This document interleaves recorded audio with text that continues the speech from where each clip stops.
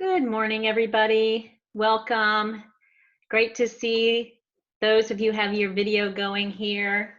I appreciate that. My name is Stephanie Charrington. I am the Executive Director for the backbone of the Partnership of Eastside Pathways. As I mentioned about video, if you're able to share video, it would be lovely to see your wonderful faces, especially as we're in shelter in place. I know that there are bandwidth problems sometimes when that happens, or other issues. So no worries if you can't, but if you can, it's a great thing to be able to do. I also invite you to open up your chat if you can, please, and start to enter in your name and the community or organization with which you're affiliated and your contact information. If you do not want to be included in a roster that is sent out after this call, please be sure to let Joe Trotty know on our team. Joe is our communications manager. And Joe, if you want to give a wave there, if you can, I'll go ahead and introduce the rest of our team. We also have Kalika Curry, who is our community impact manager, who's our facilitator for today. Our other community impact manager, Sandy Nathan. Peyton Richardson is our data officer. Great wave, Peyton. And Vicki Yu is our business and operations manager who's running things behind the scenes. So that's the Eastside Pathways backbone team that's helping facilitate today's convening. Again, for anybody who may just be joining, you're starting to see the chat. They're getting very active. The chat gets very, very active during these calls. So again, I want to invite you to please add your name, community, or organization with which you're affiliated, and your contact information. Very quickly, some logistics for today. We've talked about this a lot. I don't need to go through Zoom, I don't think, because I think most folks are familiar with Zoom. I do want to mention that your contact information is shared via a roster. There is a recording of this that's sent by the end of today. So I invite you to go back or share this recording with others in your community or your organization so they can participate in this. Really important in this work is we love to hear your voices. So we invite you to unmute. Everybody's muted to start out with. So you can unmute either by clicking the unmute button on Zoom, or you can also press your space bar. That's another little Zoom trick if you want to just add something quickly. If you're joining us on the phone, the way to unmute is *6. So we invite you to do that. And we also want to make sure that you have a pen or pencil handy to take notes so that you can gather reflections that you have in the learnings on these calls, or you can note people with whom you may want to connect with afterwards, or likely most important is what other action items you'd like to take between these calls. So let's talk a little bit about the purpose and the results for today that we want to get into. So just to reframe everybody's thinking, when we first started, phase 1 was the opportunity to kind of lift up needs and make connections. And then we moved into a second phase several weeks ago, where we were facilitating more towards equitable results. And now we're kind of entering in what we're calling a third phase. And this is an opportunity to focus on developing and strengthening community engagement practices so that we can be better at serving all in our community. We have the opportunity now with this crisis to actually think ahead and build a community that we really want to see. In some ways, our systems have been dismantled, and we have the opportunity to work together to achieve something slightly different coming out of this that we had going into it. And so we're going to have the opportunity to think about what that will look like. We can't go too far out in the future because things are still very uncertain, but we want to invite people during this call to be thinking about what this can look like 6 months out from now. And then we want to start thinking about some backward mapping. So if we have a vision for what we want as a community 6 months out from now, what do we need to be doing now to put in place so that we can actually achieve that? And so we are recognizing that we're still in a crisis, and so the immediate and technical is still really important. You have to be delivering food, you have to be helping people with shelter. That's really important. And how is it that we're starting to think about what this could look like, and what are our practices that we can put in place together in this learning? These calls are our opportunities to take respite from that daily work that we have to do, come together, share, and learn together. And so part of what we want to do is deepen our learning by going through practices and things like data, as well as targeted universalism, which is something that we talked about last week. We also want to think about what are some specific areas of focus that we may want to concentrate on. And so today we're actually going to ask you to be thinking about that a little bit and reflecting on that, which will be coming up momentarily. And then, of course, a big key item in all of this is between these calls of respite, learning together, learning practices that we can take back to our community or organization, is what are the action commitments that we're ready to take as a result of these learnings together. So I'm going to switch us over into the opportunity to be thinking about where we want to be in the future. And we're going to do that through our gracious space question. Now we're going to be doing gracious space in smaller breakout rooms, 3 per room. And the gracious space question that we're going to invite you to consider and briefly discuss with each other, you'll have about 5 minutes, is how do you hope things will be in 6 months from now? And or what is your role or contribution to that vision? So we want to allow everybody to have the opportunity to offer their voice into the room. So that's why we're going to transport everybody by the power of Zoom into smaller breakout rooms, 3 per room. And we'd like for everybody to have the opportunity to contribute.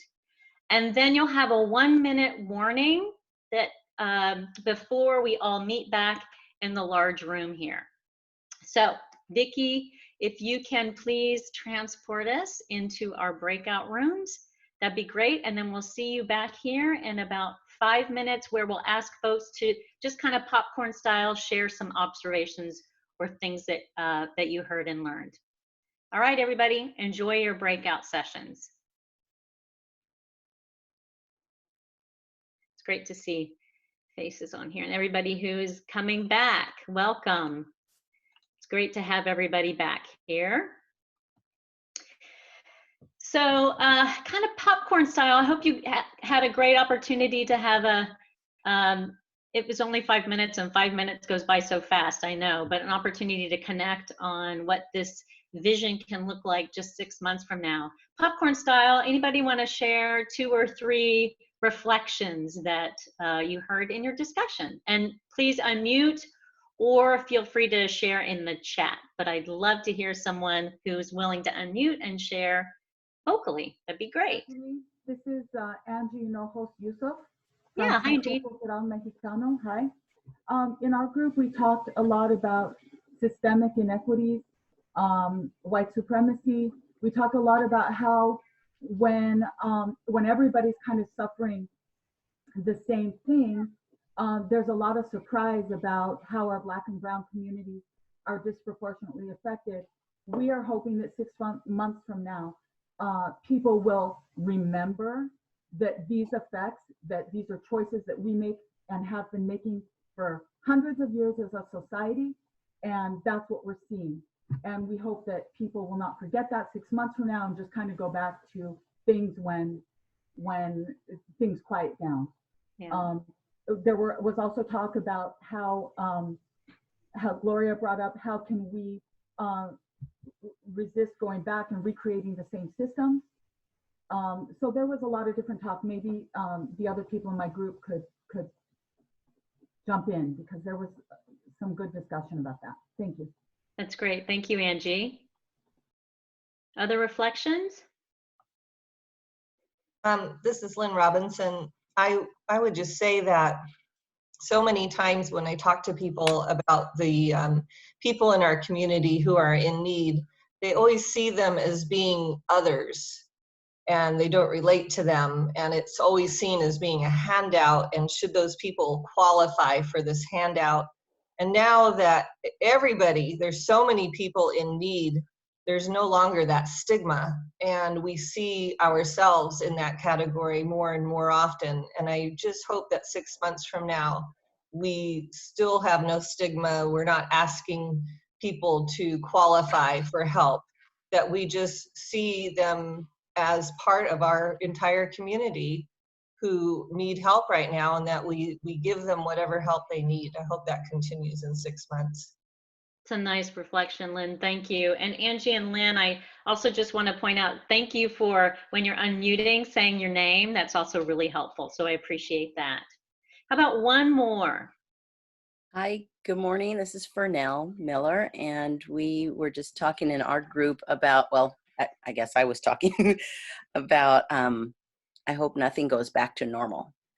This is the golden opportunity of liminal space that we've been waiting for in disruption. And it took a pandemic to lift the magnifying glass off of the majority high enough to see everybody in the margins. Oh, look, we've been here for decades. So all of the vision that you think, you know, I don't know, 6 weeks, 6 months, I need to build right now. We're building it right now. I'm not waiting for later. I want the new normal to be what's included right now. We're already doing what we should be doing, taking care of ourselves, getting off the wheel, getting out of white supremacy, all the education system. I have kids right now who are saying, I will never go back to school, to get out of that oppression, that the racism. They've never felt not having it. And so this is the first time that they get to be free of some of that for a period of time. We want this to continue all the time, that feeling.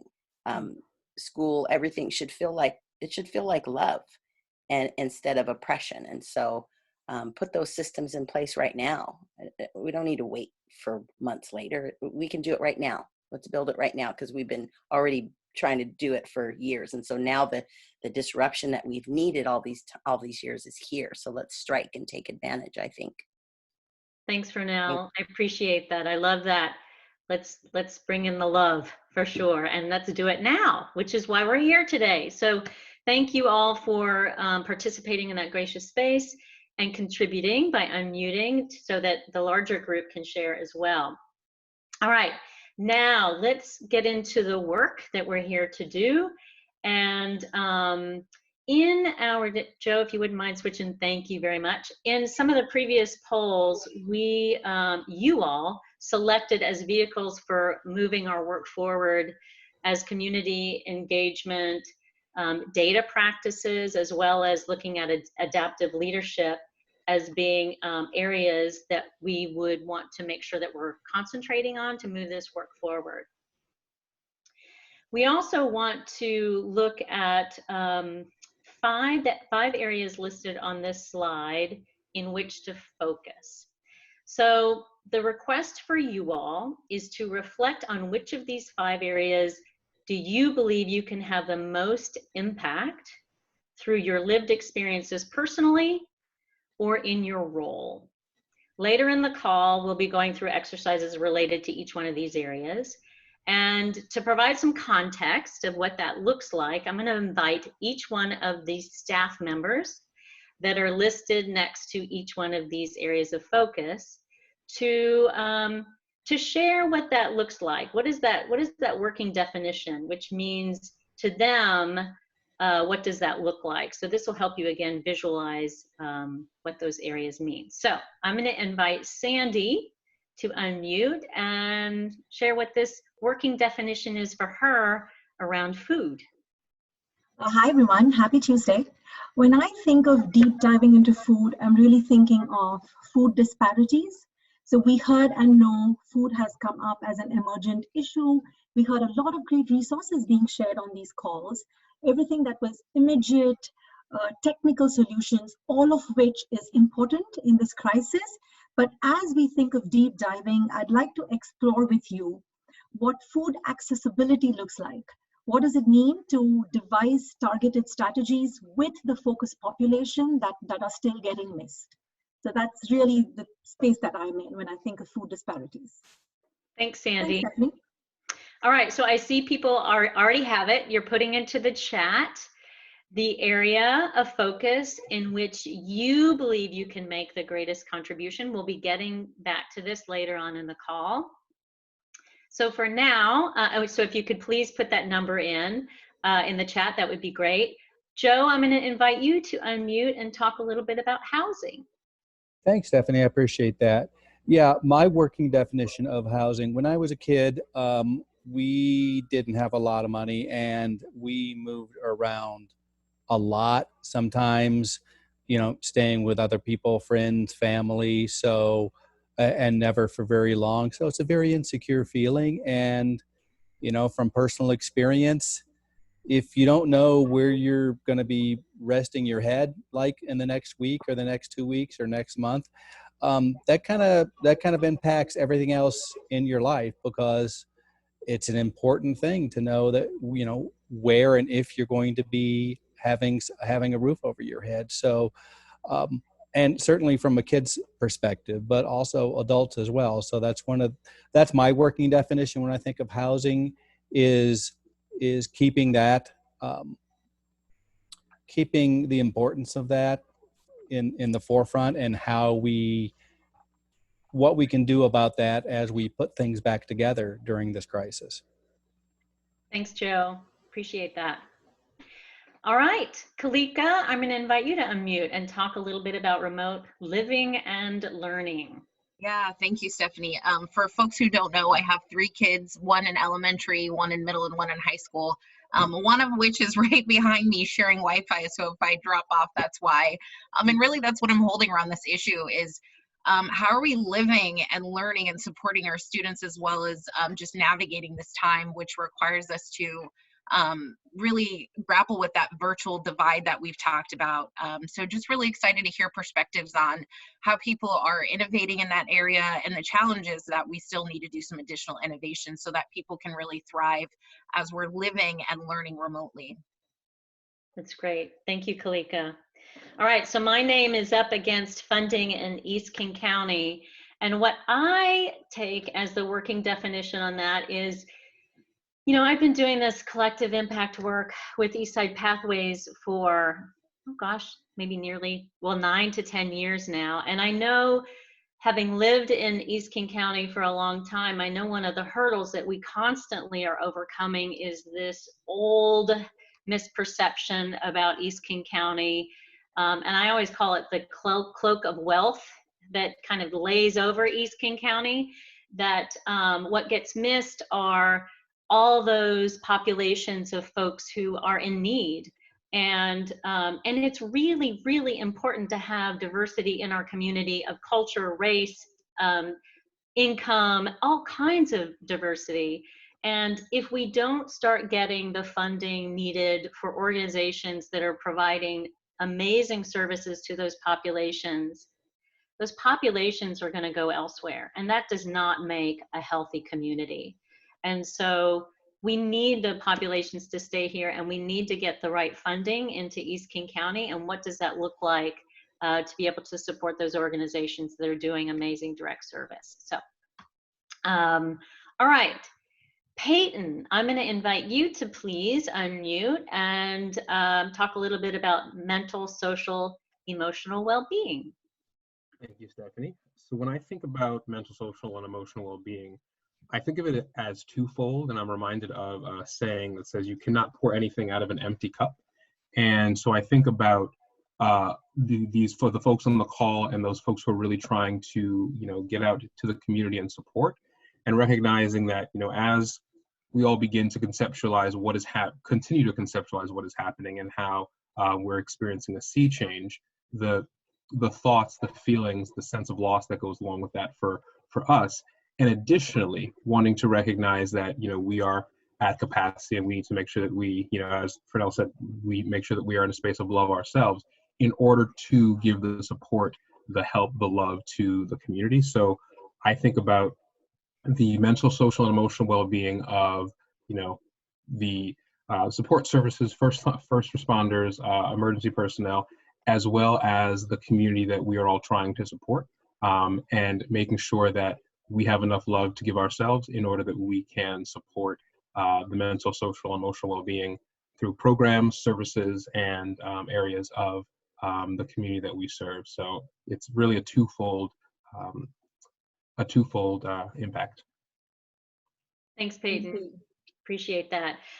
If you're still reflecting on which one of those areas of focus you believe you can have the greatest contribution, this list will continue to show up on subsequent slides. You'll see that, so you can continue to add what area of focus you would like to put into the chat. That'll be available for you.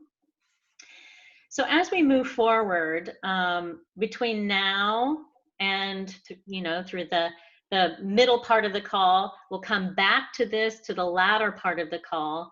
But as you're listening to the next section, which is really starting to get into some of the practices around data, be thinking about this reflection that you have on your area of focus, and what does this mean for you? What's coming up for you as you're listening to some of those practices around data, and what might that look like, or what's missing? If you're thinking about housing and you're looking at the practices of data that Peyton is about to take us through, what are some of the reflections that are coming up for you? And then we'll be coming back to these areas of focus on the latter part of the call. Hey, Stephanie, before we transition, just a quick tip here. I know I'm an avid user of that chat function, and I just want to name for folks, if you're privately chatting someone and then want to switch back to speaking with everyone, make sure that you've made that adjustment. I know I do it a lot as I'm private chatting. I might just think that I'm responding to everyone and ends up going directly to, or if someone privately chats you, it automatically switches you to respond to them. So I just want to name that for folks. I do that all the time. I love sending faces that I haven't got to see in a long time a quick private message. So just wanted to name that kind of tricky piece in using Zoom. Thank you. Thanks, Kalika.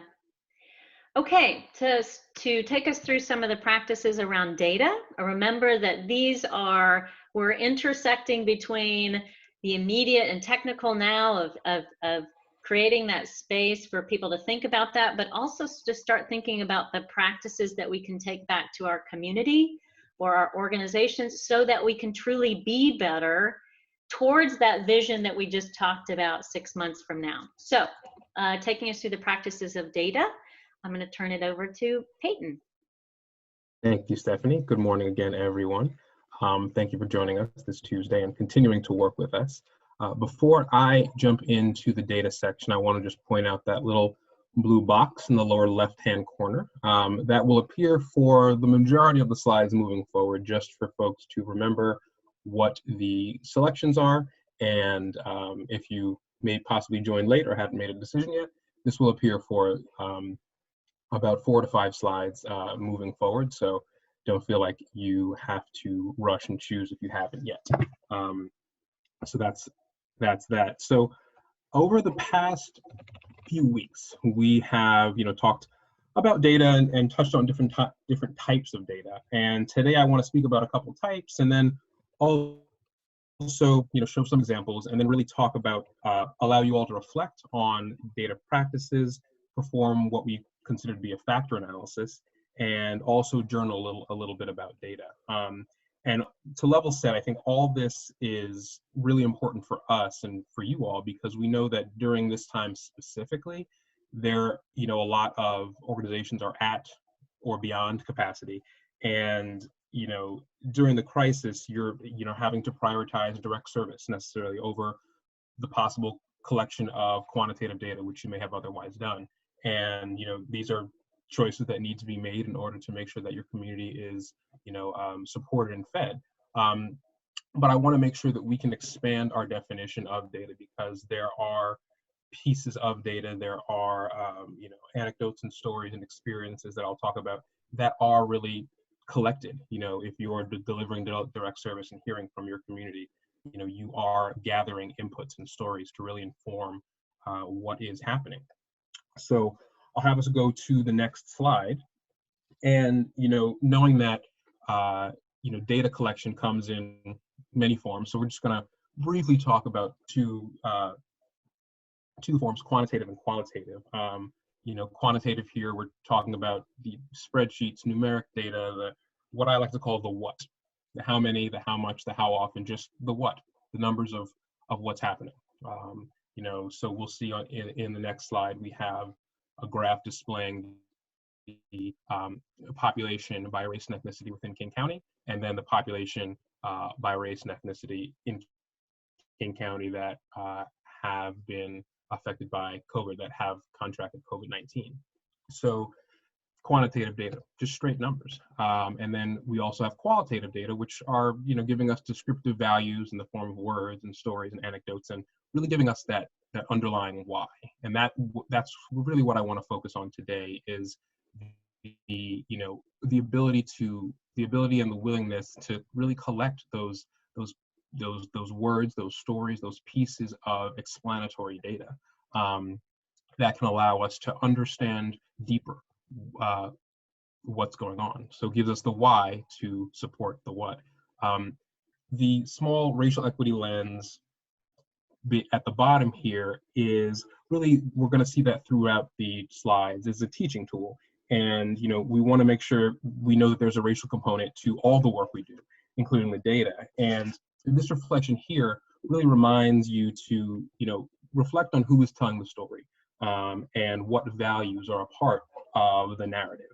And a way to adapt that you, I know some of you use and some of you may use, that Eastside Pathways uses, is using asset-based language. So that is not the be-all, end-all, but it is a beginning. And by that I mean, you know, allowing for, when you're presenting data, to make sure that you're presenting it in an asset-based way. So instead of talking about the achievement gap, for example, talking about the opportunity gap that the system has created, or instead of talking about a population not meeting their grade standards or failing to graduate, instead talking about the percent of the population that is meeting or exceeding their grade standards, or the percent of a population that is graduating.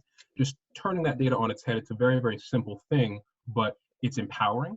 And again, it is asset-based as opposed to kind of deficit-based when we talk about different populations and the challenges that are often structural that these populations may face.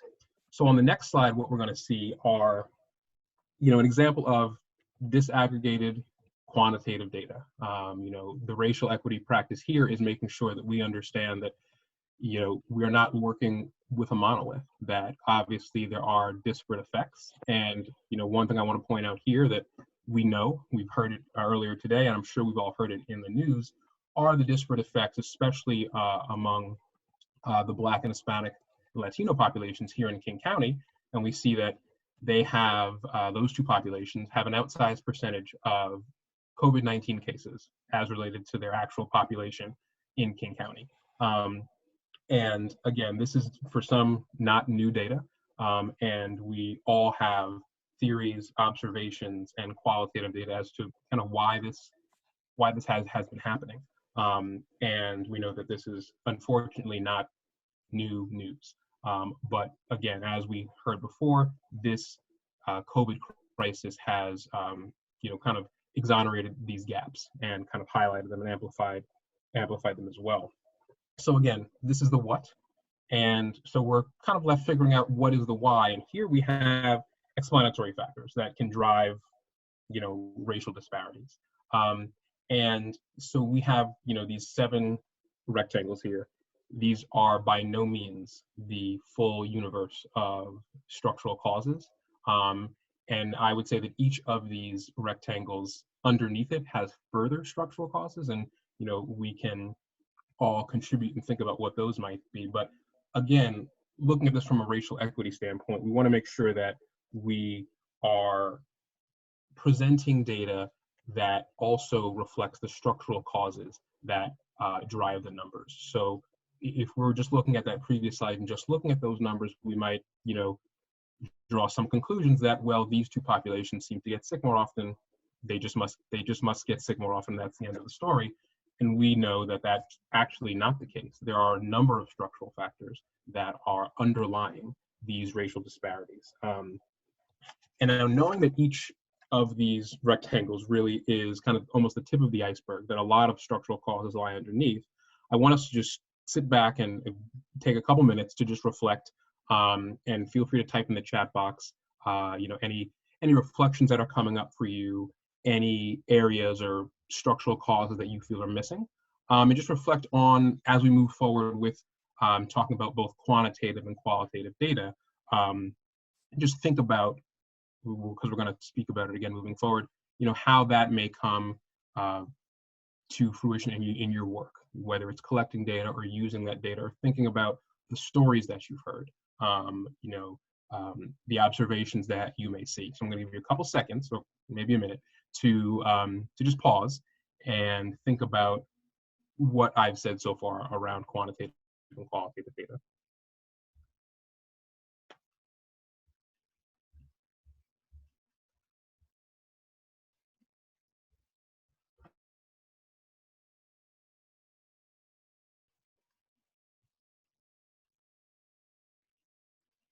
I see a couple folks have jumped in. Lynn did mention a lot of the, the housing conditions that are unhealthy can cause lifetime health effects. And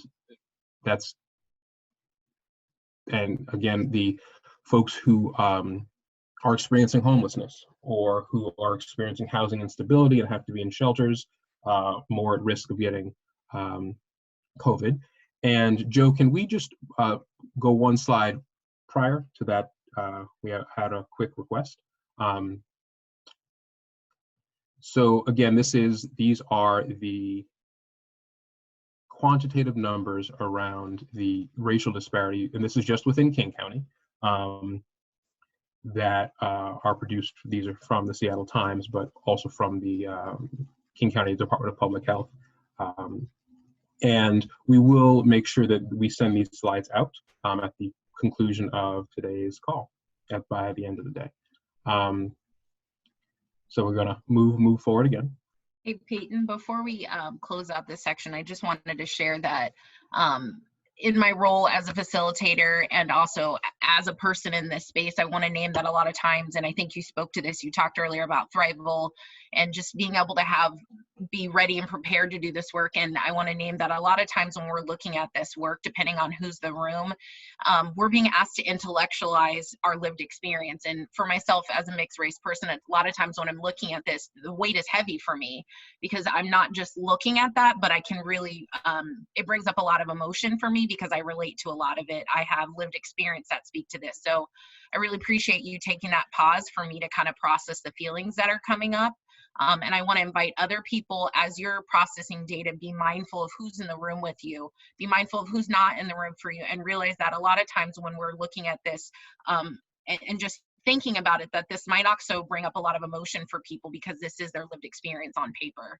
So just, I think you've named some of those kind of like values or practices, but just wanted to speak that into the room because I'm sure there are people who either identify these things or have people that they know and love and care for that also identify with these dimensions, especially as I'm hearing people say, we're supporting youth and families who, would check a lot of these boxes and know that while we're here as professionals, we're also human beings in this space. Thank you, Kalika. I think that's incredibly important to remember that these are lived experiences and that we want to be mindful, intentional, deliberate, and delicate with how we move forward to make sure that we can kind of upend some of these systems that have created these structural inequities. So on the next slide, we have more qualitative data. Now the key here is that we know these things to be true, and these are also pre-existing conditions. These were taken from the City of Bellevue Needs Assessment prior to this current pandemic. And so these are just two examples of intersectionality, which, intersectionality is really compounding inequities. So if, someone belongs to multiple groups that experience inequity, they are often experiencing intersectionality because they're having to navigate multiple dimensions of diversity.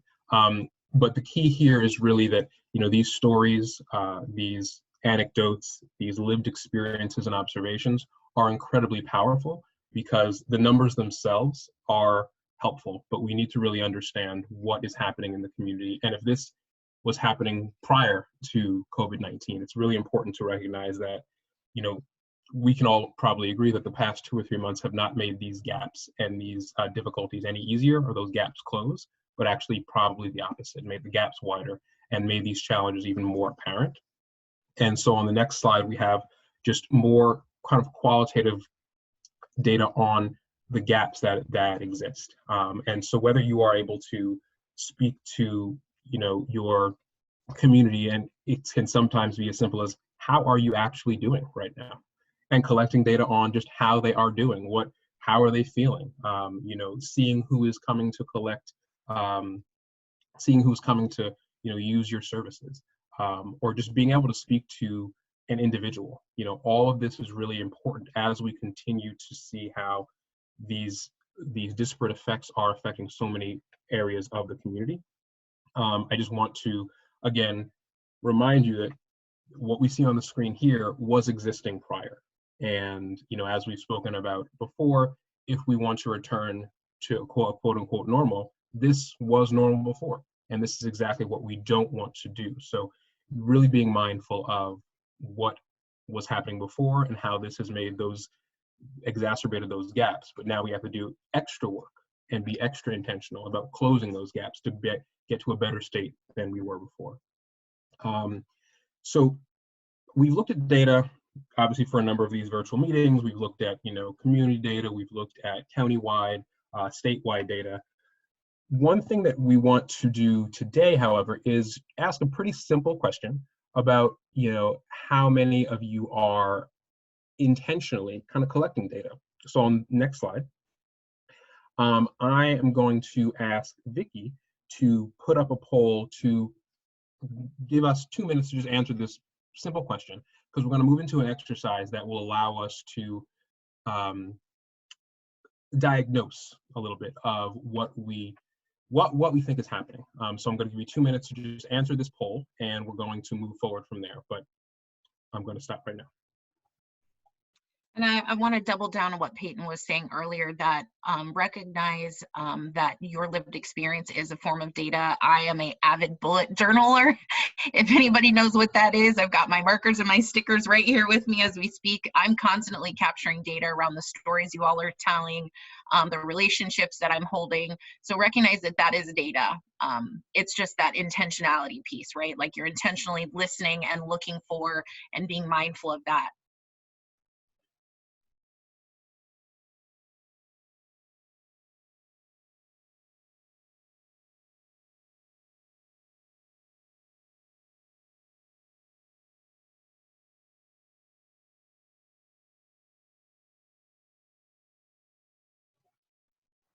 I'm really excited to see these numbers that we've got coming up here. And I'm definitely going to lean into the couple people who said no.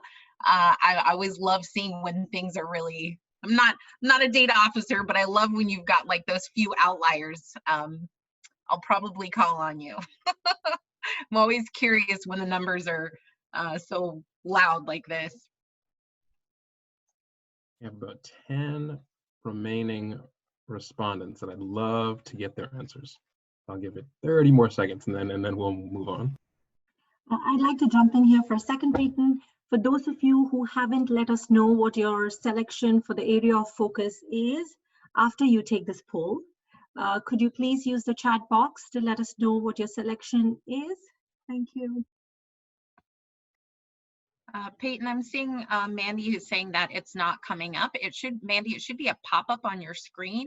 If you have multiple screens open, potentially it could be buried underneath, but it should have popped up on top of the Zoom app for you. And for Nell also, for those folks who can't see it, because I do want to move on, if you wouldn't mind, if you cannot see it, if you can private message me your answer, and I will make sure to include that. So the question again is, do you or does your organization intentionally collect data as part of your work? So if you cannot see that still, I'll give you a couple seconds to just briefly chat in the either yes or no to that question. That was the only question it let me see. It just says the poll, and I clicked yes, but I didn't get it. I didn't get the rest of it. So is there more, or was that it? That was it. One question. Oh, okay. Super simple. Okay. Okay. Miss Elena Stevens, I love your comment there. You're a step ahead of us. We will definitely get there. So love seeing that there in the chat box. All right. Okay, so I am going to thank the folks that answered that poll. We got a really, really good response rate there at 86%. And I'm going to shut it down. All right. So what we've seen is, so we did a little bit of kind of virtual data collection. And the reason that we wanted to do that was to kind of create a baseline. Right now, we're going to move into doing a little bit of factor analysis. And in order to, where we start with the factor analysis, we want to start with our current state. And so we're going to use the number that you provided, the percent of orgs intentionally capturing data. And what I saw on that poll was 89% of you said you were intentionally capturing or collecting data. Now, what we want to do in this exercise, and I'm going to pull up a new screen briefly in a second, is look at the deltas and the pluses.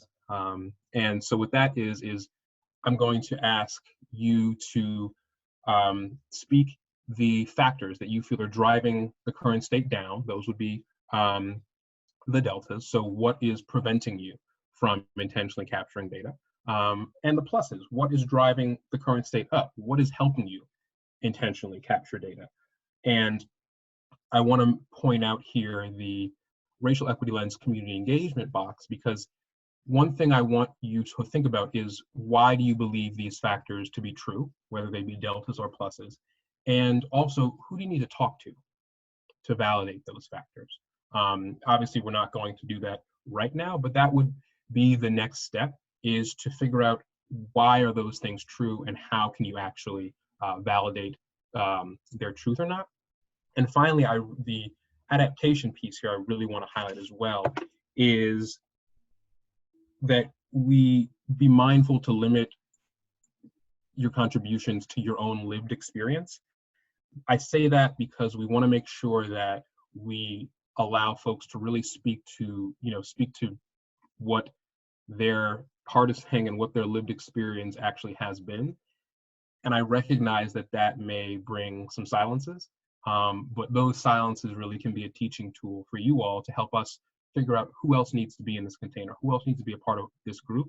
If no one can speak to a certain factor or a certain lived experience, we need to think about the group composition. And so we're going to ask you to help us think through that group composition. And so as I switch screens, I'm actually going to ask Kalika to jump in and facilitate. Bear with me as I do some screen switching here. Thank you, Peyton. And I want to encourage folks, if it's not a part of your practice, I know it might be a stretch, but, Peyton has talked about the power and the practice of racializing data, and just want to invite folks to do the same right now. If it's a stretch goal for you, think about, first and foremost, speaking from your lived experience so that we can bring mindfulness in this group around who's not in this room. So if I'm just speaking for myself, for example, I identify as mixed. I'm Black, white, and Native American. And so for me, if I can racialize my experience and name that as a mixed person, this is what's coming up for me. I think it's also critical that we also speak from our role. So as a facilitator, I could speak to the group composition around racializing who's in this group. So just wanting to encourage folks, if while you're speaking, to racialize this factor analysis, because it really helps us start to understand the difference between what's universally happening in our community and what's happening for specific focus populations. And again, I'm recognizing that may not be a practice for everybody in this space, but if it is something that you're able to speak to factually because you have the quantitative or qualitative data to back that, I think that's really helpful. Again, this tool that Peyton is sharing with us here is a tool we use quite often. It's a really great tool to quickly gather a lot of that qualitative and quantitative data. So the question that we posed to you all today on this call was, how many of you are intentionally capturing data around what's happening during the time of COVID? And a vast majority of you reported that yes, you are intentionally capturing data, whether that's, you have this big robust data team, or you personally are capturing stories and narratives to share out in the community. Our question for you, and I'm imagining a lot of them is going to be pluses, what is it driving that current state? Why are 89% of you choosing to intentionally capture data? And then also understanding what are some of the factors that are driving that practice down? Why might you not be capturing data? I can use an example that earlier on this call, I believe someone from HopeLink was sharing that data was a big part of their daily practices, but recognizing that it was driving inequities in delivering those services during this time. So they actually had to modify those practices. So that's an example of something that is driving data collection down. However, it was necessary to drive the equity up in this space. So just going to invite folks to use that chat box as well as unmute themselves to speak to and share a couple of those factors that are driving data practices up for you in your community, in your personal life, or things that are driving that practice down, things that are prohibiting you from capturing data intentionally.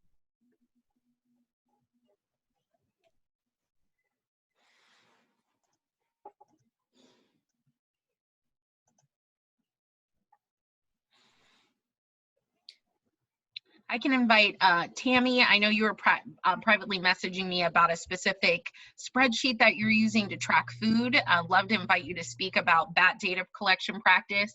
Messaging with Gloria here, kind of just talking about the varying degrees of data collection practices. Want to invite some people to share their thoughts around that. Okay, I'll share. Gloria from Lake Washington School District. I was thinking about the data. Overall, even though we didn't have to say what we did, I put no. It's not because as a district that we're not, but there's, I think, inequitable factors about why we do it, because I can bring stories and talk about what's happening for our families, and even, so I can bring those stories. And then we looked at our who was getting lunch, who was not, and that did drive us, and I had the data to support increasing different sites besides schools, even though I knew that was going to happen anyway, but I needed the data to prove a point about serving people that are invisible. And I think, should I really have needed numbers data? Couldn't we just look at like the numbers of our free and reduced lunch rate and that what was happening? But I get it. And so what was interesting on the flip side of that, a lot of districts are trying to consider what they're going to do about the grading. And ours is Lake Washington, it'll be out, the information will be out soon. But what's interesting is I was working through people to get a certain outcome, people whose skin is not Black, because I know working through people of privilege actually helps. It sends a different message that if I'm saying something as a Black woman, sometimes people think she's saying that just because she's Black, despite the fact of the credibility. But if I work through people and I have multiple people say it and help groom them through the process. So it was interesting that for our data, we actually got 7,000 responses from students, families, and staff around what to do around grading. That helped validate what I was saying in the first place. And I'm glad that that was out there because it showed compassion of our students around what steps we should take. And not everyone thought the same way. But it's interesting that sometimes as systems, we use data to confirm what we want to do in a privileged way. But when data could confirm that there is inequities, sometimes that data isn't wanted or privileged as much. Thank you. That was really powerful. If I may reflect back, and a lot of things that I related to was one, hearing that the way your system is designed, data is a vehicle for making decisions, right? This idea of we need clear, concise data so that we can take action. I'm also hearing you racialize your experience, saying as a Black woman, this might be the optics, this might be how it's received or how people are hearing the story that I'm sharing. And I'm having to use data to help drive that message, even though I'm saying, I know that this is a problem. So I appreciated you naming how that looks like for you as a woman in your role, as a woman of color in your role, and then also acknowledging how your system uses data to drive decisions.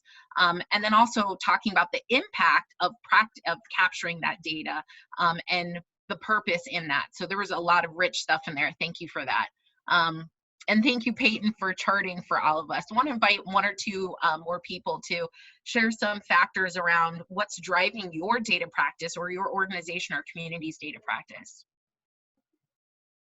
Hi, Kalika. This is Jen representing the Seattle Foundation. And as all of you know, of course, our grants cover not just the Eastside, but all of King County.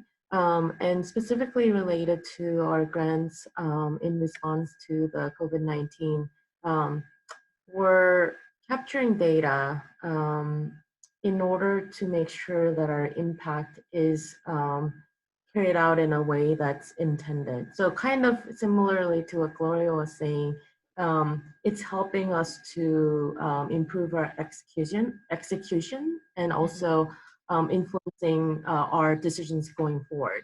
And when I say impact, it's not just, you know, the grants going out the door, but I think the data also helps us to look at the process. A lot of times, you know, the process itself can be a barrier. And so I think sort of both internally and externally, the data set that we end up collecting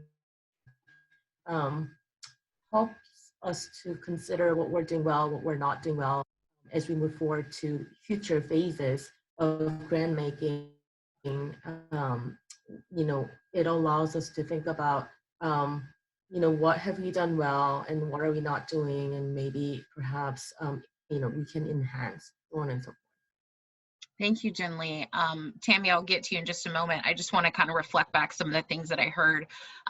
Hearing a different system and a different organization and how data is being used. So Gloria gave this example of measuring kind of like a flat baseline of a yes or no. So, you know, I qualify for free and reduced lunch, or I don't. And then Jen was giving this example of using factor analysis or data for continuous improvement through a process. So in marketing, we talk about a customer journey or a customer experience.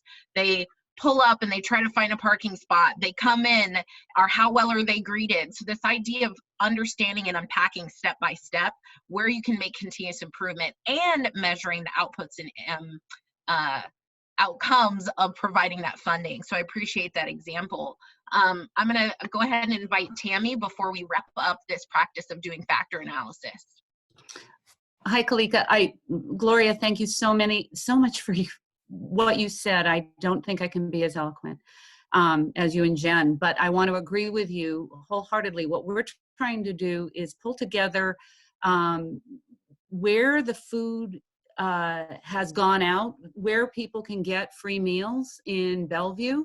And what we're trying to do is capture any organization that has provided meals. But what we've done is we've gone back in time to the beginning of COVID, of when things started to look hard back 6 weeks ago, and capture it from all the organizations and learn from it. Because in coinciding with this is, what communication are we using and how is it getting out, and are we looking at the data to make changes in what we're doing currently along the way. So it's a multi-level process that we're trying to do, but for right now it's just getting the data down, taking a look at it, finding out at what point did we change our communication strategies, because I do know with Lake Washington School District, they changed some things after looking at data. And so I really want to make sure that that gets captured, and we just keep moving forward, looking at the data and then moving forward. Thank you, Tammy. Thank you all for the contributions in the chat box. Thank you for the 3 women that spoke into the space here. Wanting to really just summarize, as you can see, it was a really quick and easy process of quickly asking a question, getting everybody to chime in. So really just using a poll on Zoom to capture data. We hope that you all are using this as you're meeting with people virtually to quickly capture data and then make sense of it, talk through it, really start to understand. And you can hear how something as simple as one question really had a different perspective for each of these people, each of these organizations, and us as individuals as we're leading this work. I'm seeing a lot of folks chiming in the chat box, really just thanking the three of you for speaking your truth in this space and talking about how your systems are working and then how that lands on you as a leader in this work. I also want to reflect back, Tammy, I really appreciate all the work that you're doing and your organization is doing to do that retrospection and capturing that data to start telling that story. Really know that a part of this design from the backbone staff of Eastside Pathways today was thinking about that visioning Stephanie mission earlier. We need to be mindful of capturing data. We need to be mindful of who's capturing that data, who's telling those stories, so that 6 months from now, when we tell this story, we understand that there's equity in the data, there's equity in the value and ranking of those values, and who's telling these stories. So really want to encourage folks to continue to use this factor analysis tool in your work. See that it's really quick and simple to capture data. We're going to switch screens here really quickly. Peyton's going to bring us, and Joe in the background are going to bring us back to our deck. And wanting just to give people a pause to ingest all this rich learning. We're so thankful to have Peyton on our team to lead us in our data practices. And we hope that this provided you all some new tools or ways of thinking around qualitative and quantitative data, and that you're also looking at that through that racial equity lens, whether that's how you work together with people in a space, being mindful of the impact that looking at this data is having, or being mindful about who's telling those stories, whose values are being measured and tracked, and how those are being ranked. Gloria gave a great example that data has a high value in her system and it's really used to drive decisions. And then Jen gave us this example how capturing data is a vehicle for continuous improvement. So data is an amazing tool, and I hope that you all are prepared to use it in your work. So we're going to take a pause here and give everybody an opportunity to journal prompt, and I'll let Peyton wrap his section with that effective question. Thank you so much, Kalika, for facilitating that. And thank you, folks, for jumping in the chat and unmuting yourself. So the effective question here, just a little context. Earlier, we asked you to think really about the focus areas that you might want to be a part of. And obviously, data is really going to drive the results.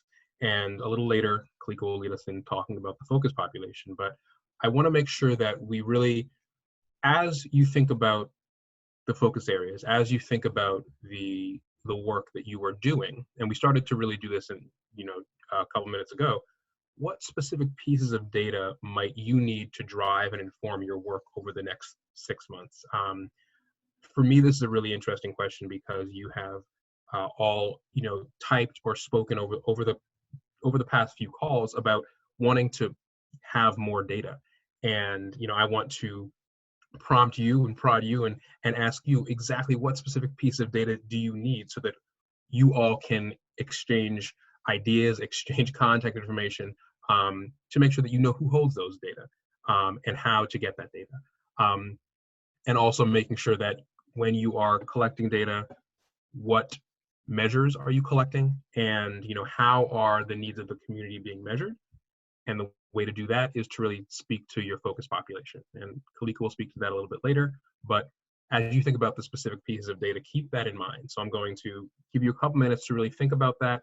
Type in the chat. I know we started down that path briefly earlier, but give you just a couple minutes to noodle on that effective question.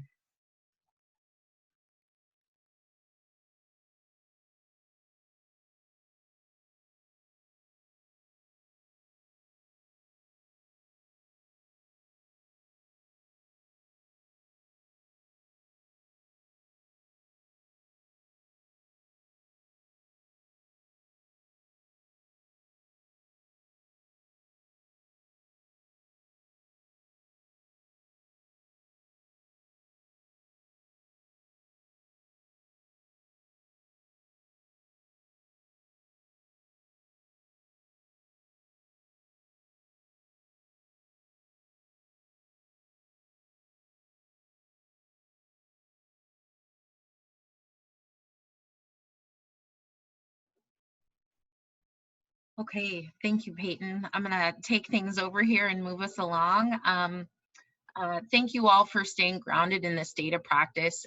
Thank you all for all the rich contributions, recognizing that as a collective, what we're calling the COVID Response Collaborative Action Network, or CAN, so to speak, as a backbone is designing this, we are being really mindful of who's in this space, who continues to show up.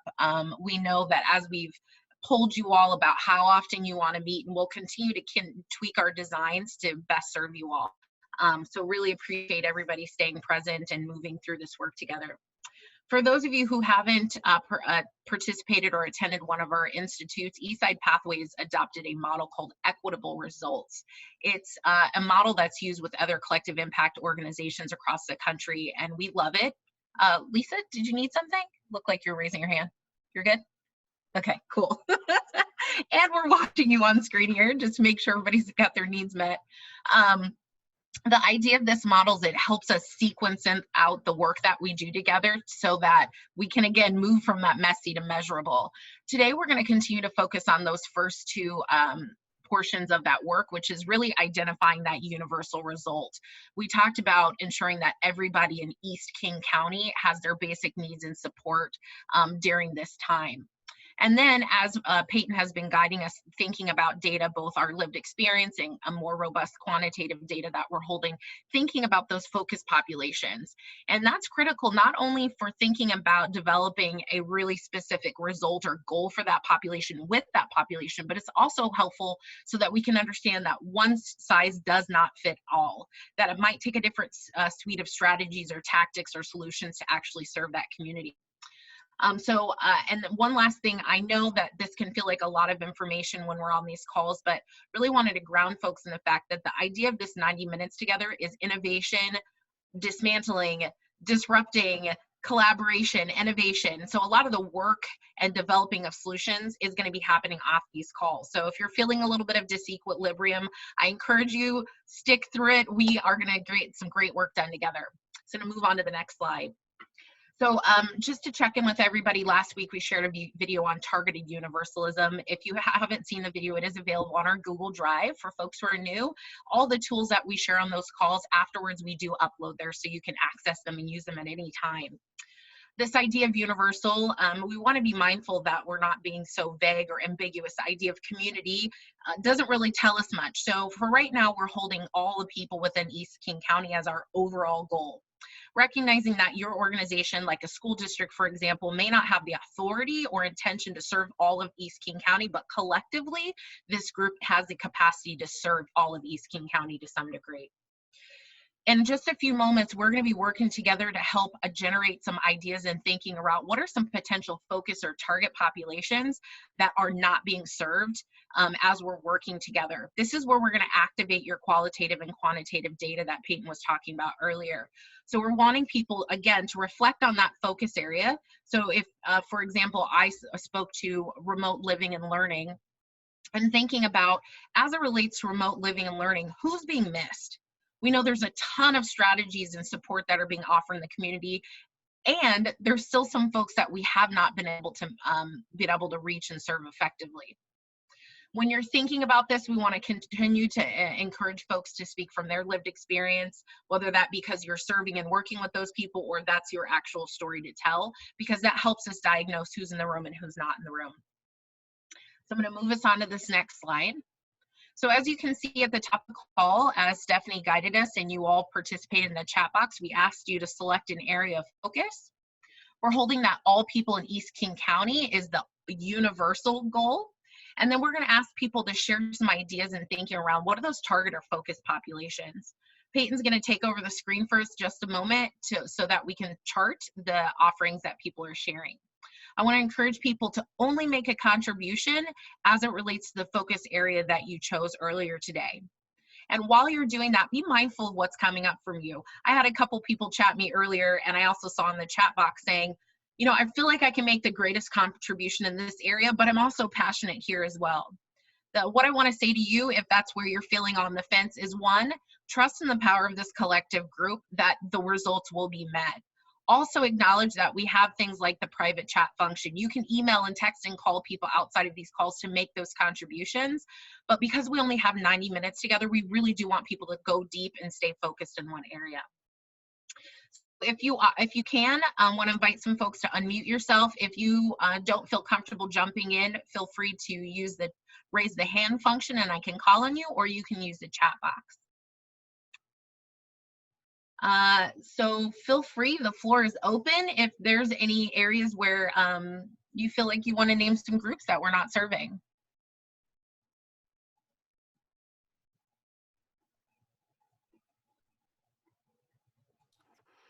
Kalika, can I make a comment? I'm trying to use the chat box and it's not working really well. Yeah. Comment came up from someone about the data that they're using they're finding out what families are declining these services and finding out the reason why they're declining. Mm-hmm. I think that that's a really important thing to be finding out about, because I think that if we don't find out why they're declining something, we could get into this dangerous area of they don't need it. Yep. And that's something that scares me with food. And I've seen it happen already, of people being pulled off of a food distribution list. Mm-hmm. And my first question is why? Why did they get pulled off? Why are they no longer getting those services anymore? Is it because they can't get to the food? What's happening? So I think that that's really important. So I'm hearing you say that the focus population for food would be people who are opting out, and that you have some curiosities as to why, and making sure that people aren't jumping to redesigning their system to just saying, well, they don't need it any longer. Exactly. Thank you. Yeah, thank you. And I also want to lift up that in the chat box, telemedicine services, where would you plug that as a focus population? For health and well-being, potentially? Yes, I'm seeing some nods. Okay. So we've got two focus populations: people who are opting out of telemedicine and people who are opting out of food services. Thank you, Tammy, for lifting it up. That's exactly the community engagement we're talking about. That's a great opportunity to use that factor analysis if you want something more formal.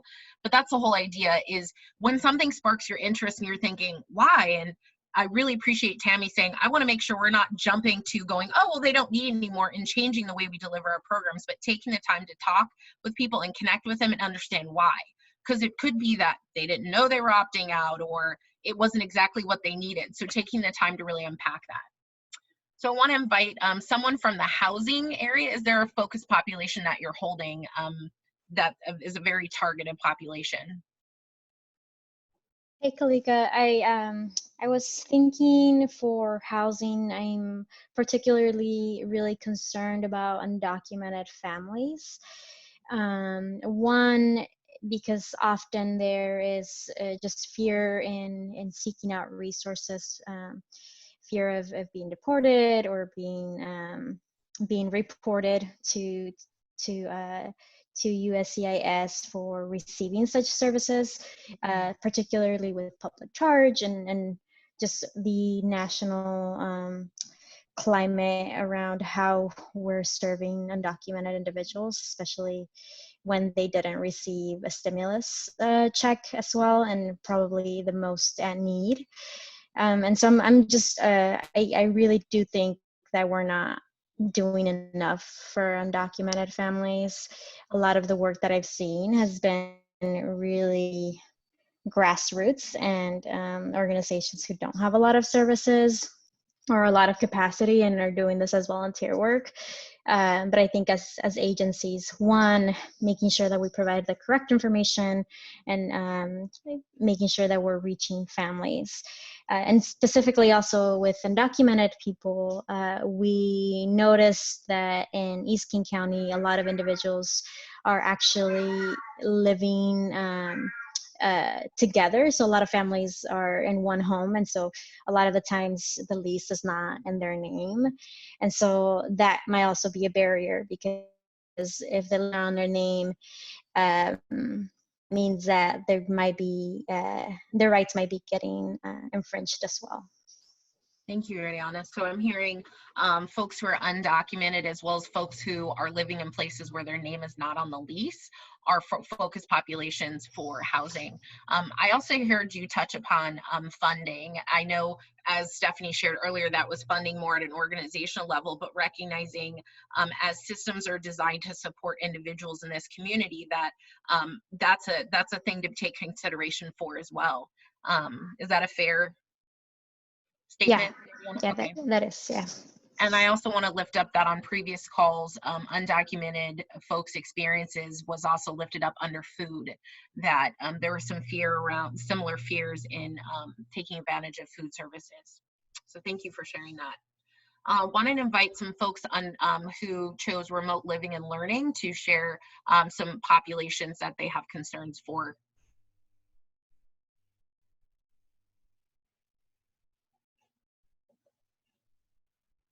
This is Cassandra with the LWSD board. I think as far as the learning piece goes, we have an idea of who has not, what students have not touched online learning yet, say have not answered an email or have only attended 3 classes in high school rather than all 7. And information for elementary too, which is extremely helpful. But again, with the undocumented situation, it's hard to reach families who are afraid. It's hard to reach families who are perhaps even afraid of the virus and don't want to come pick up a packet you printed out or take the laptop or the Wi-Fi hotspot from you. And when they do get it, how do you instruct them on how to use it? So I feel like, we need to hear more from students, but we also need to find that way to connect. I offered to go by people's houses and wave and see if they would come out and talk, but they didn't take me up on it, so. Thank you, Cassandra. I'm hearing a lot in there. I'm hearing students, I'm hearing and then within that, students who have low participation or engagement in online learning, or people who have had 0 engagement. So there's kind of this tiering, so to speak, as it relates to students and families. I'm also hearing, as it relates to remote learning and living, people who are being vigilant or fearful around getting the virus of itself and really limiting their interactions or activity as it relates to that. And then ultimately, I started to hear you talk about system design. How are we delivering this information so that people are ingesting it? And that's the work that we'll continue to do together on these calls. Before we move on, I want to just make sure that we, one, recognize that this is an ongoing practice. As people are sharing, someone else might pop in and say, hey, actually, I am doing that. And that's the receipts, right? So when Tammy was talking about going back and capturing that data, it's being able to really finally say, who's doing what, to what degree, how much, how well, what does that look like, and how do we continue to improve it? So know that the backbone is going to continue to hold this information for you all so that we can really start to paint a picture for what's happening in our community and then work together to develop these solutions. Gonna invite someone who chose funding as an area of focus to share some focus populations.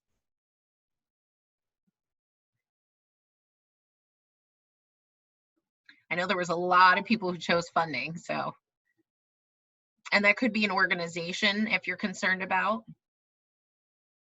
Hey, Kalika and Stephanie, I just wanted to highlight what Uriana added earlier, just to make sure that we captured it, and that is those organizations that are grassroots or serving immigrant or refugee populations. I think that's, hopefully, Uriana, I'm representing that as you had reflected it.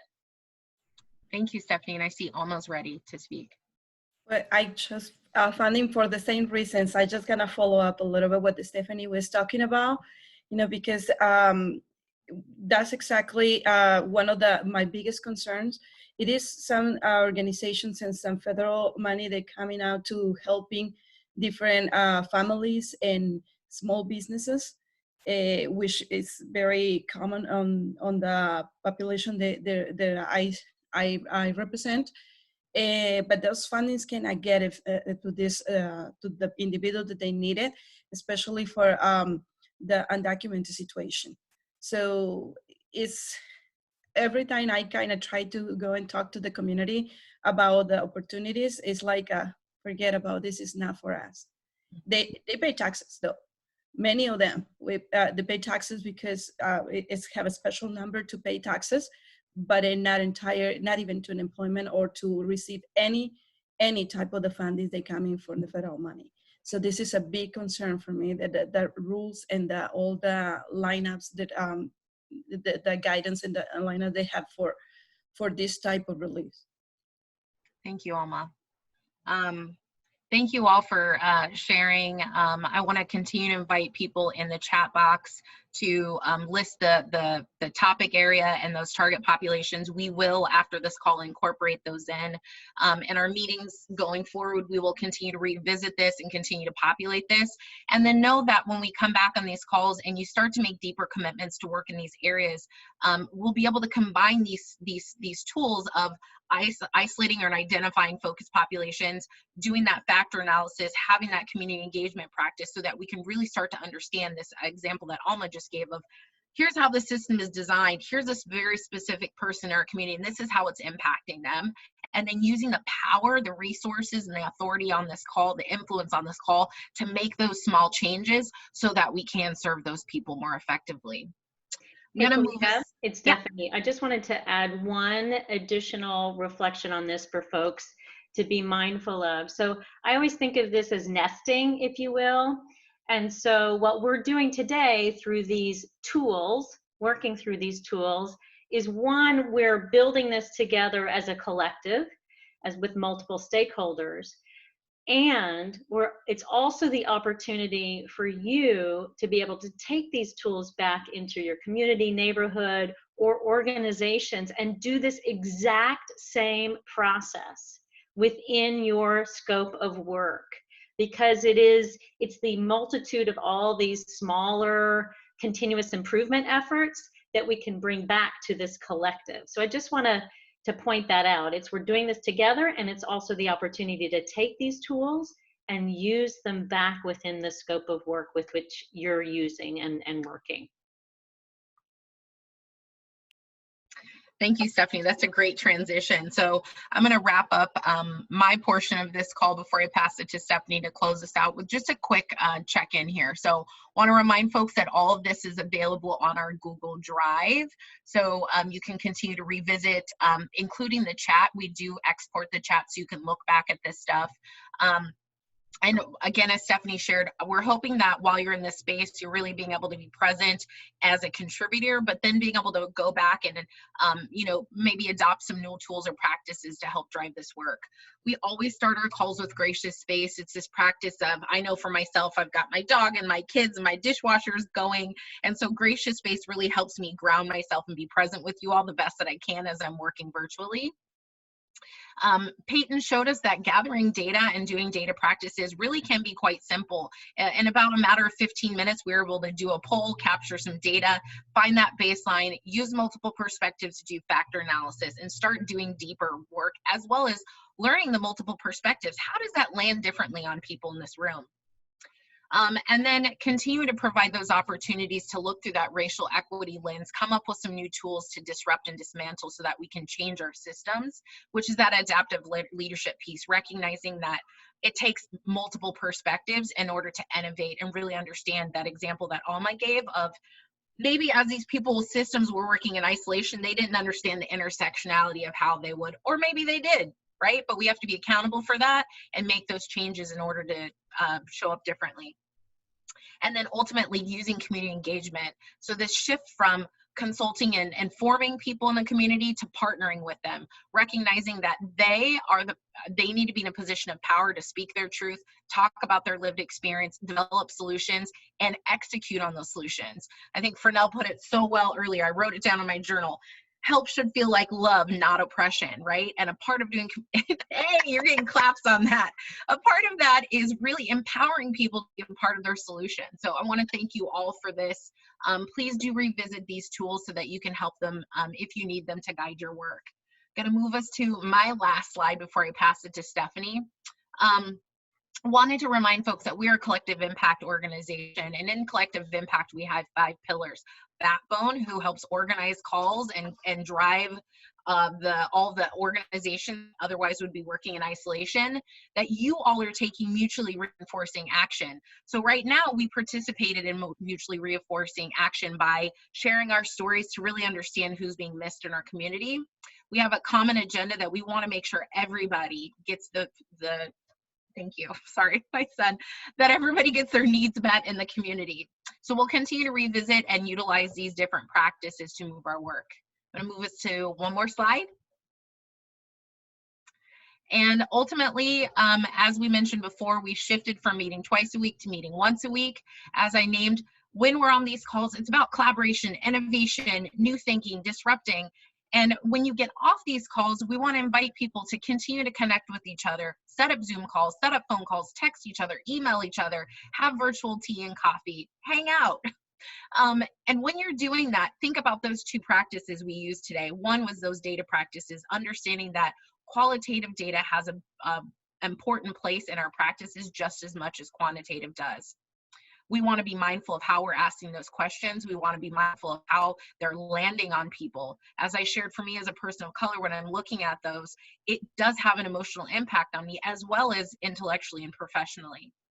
Also recognizing the difference between the universal strategy versus the targeted. This example here on community engagement is, if you said, Kalika, you know what, I want to make sure your family has 3 meals a day, I would say thank you, and know that I'm allergic to garlic and onions, so I need something a little bit more targeted and focused to feed me. So that's that idea of community engagement, is really taking the time to get to know people and understand what their needs are, and maybe saying, you know what, let's cook together. I'm going to empower you to be a part of making sure you have what you need. So I want to encourage people to move from talk to action between our calls here and think about how you can increase your data practices, how you can modify your data practices, and how you can continue to use community engagement to drive your work. Thank you for letting me facilitate. Thank you for all the rich contributions today. I'm going to pass it to Stephanie, and I'll see you next week. Thanks, Kalika. She did a great job in helping round us out there. I want to thank everybody for participating, and please know that we want to encourage you to continue to connect with one another, as Kalika said. Of course, on the immediate and technical, we know that's important in this time of crisis. Getting food to people, getting people into housing is really, really important. And please be sure to be connecting with people on some of those focus areas that you were mindful of today. Have conversations with people about them, about what this can look like in the future and how we can build this together better for the future. And then be prepared to bring back that information and share those resources and your experiences into these calls when we come back together each Tuesday. The team is continuing to look at how we're going to start doing deeper dives, both in focus areas as well as vehicles to move our work forward. So community engagement, adaptive leadership, etc. So be looking for more information on that. Until then, we'll be here every Tuesday at 10 a.m. until the first part of June. So in our tradition, to help close us out, I would like to invite people to unmute, and let's have like 4 or 5 one-word or phrases, short phrases, that describes your experience of this meeting today to help us close out and hold us until we meet again next Tuesday.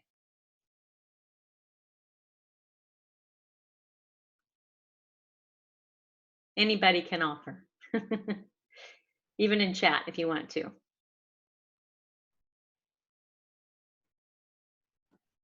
Inspiring. Thank you. Inspiring. Recharge. Recharge. Thank you, Alma. I see empowered and informative in the chat. Thank you. How about 2 more? 2 more unmute. Feeling understood. Thank you, Gloria. 1 more to close us out. Visible. Visible. Awesome. Thank you, Fernell. I appreciate it. I appreciate all of the work that you guys are doing in the community. And until we see you next Tuesday, be well.